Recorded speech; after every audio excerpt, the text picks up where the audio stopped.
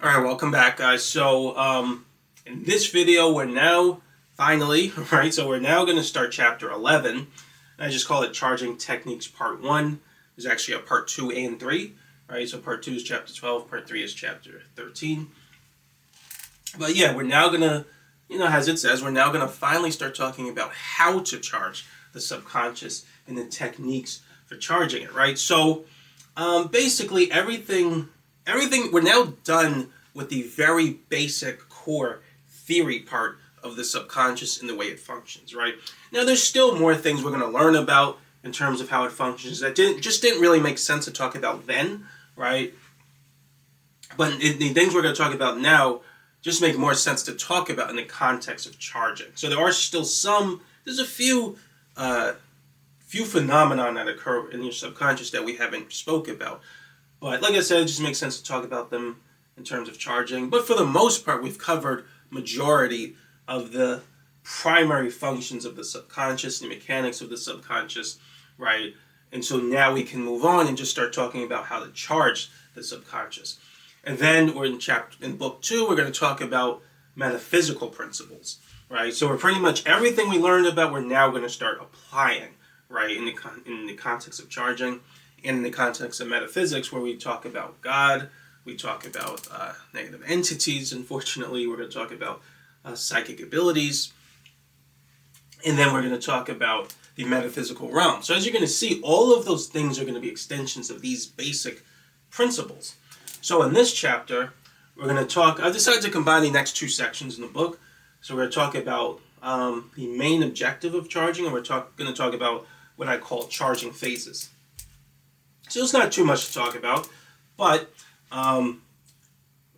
basically when you're charging your subconscious, there's one main objective that you're really thinking about in mind. Now, once you get used to it, you don't really need to think in these terms, but just in a more conscious-minded way of putting things.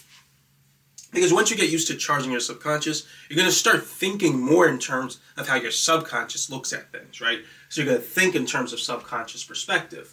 But for now, we're going to put it more in a conscious-minded way of thinking and just say that your primary objective when you're charging is to spend as much time focused on the subject while in the transcendental state of awareness as possible, right? And as little time focused on that same subject while in a normal state of awareness as possible, right? So, in other words, like we said, charging your subconscious means making some particular subconscious memory as positive as possible, right? Now, how do you make a subconscious memory positive? Well, you want to focus on it while in a transcendental state of awareness, which means, like I said, you want to spend as much time in a transcendental state of awareness while focused on that subject as possible.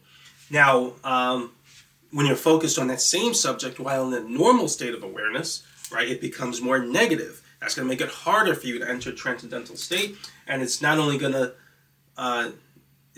mean that you're spending less time making the subconscious memory positive. It also means, or it does not only means that the subconscious memory is not going to become as positive per unit time. It also means that more negative memory is going to build up that suppresses your ability to make it more positive later. So you want to spend as little time in a normal state of awareness as possible. In other words, subconscious entropy start occurring and occurs more and more the longer in a normal state of awareness. So that's the main objective, right? That's pretty much what we're going to be, every technique to some degree is going to be trying to achieve this objective, right? And that's going to be, in achieving it, the subconscious will charge, right? So now to go over the second point, this isn't as super important to know right now, but I put it in the book. I want to kind of give you an idea of what to expect for the chapter. So charging actually occurs in 3 phases, right? And this is based on subconscious volatility, right? So the first phase is what I call the pre-charging phase. This is actually very important for things we'll talk about later in the metaphysical section of the book. But the pre-charging phase, the purpose of it is just to make your subconscious more volatile, right, to a certain intention. Because if something has a lot of negative memory, then let's say you focus on a subject, your subconscious doesn't do very much. It doesn't react very strongly because the negative memories, keeping it is sort of, like I said, it's exerting an influence that sort of stimulates it to stay in its ground state. Now, when you pre-charge, the main key is to increase its volatility so it becomes more reactive to your thoughts. And then once it becomes more reactive, now you can move on to the main charging phase. So the main charging phase basically is going to be the main technique that we're going to talk about for charging. And that's going to be much easier to do after the pre-charge phase because it's the subject, your subconscious has already become volatile to the subject. So when you focus on the subject, your subconscious has a higher affinity for entering its excited state, which means you have a higher affinity for entering a transcendental state.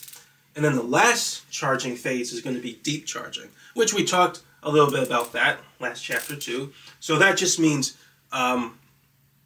using your, setting things up in such a way that your short-term subconscious memory contains a lot of positive memory related to your to the frequency of your charge, right? So you're gonna set up your short-term memory in such a way that your mood is in boosting this guy or increasing the degree, the intensity of your main charge.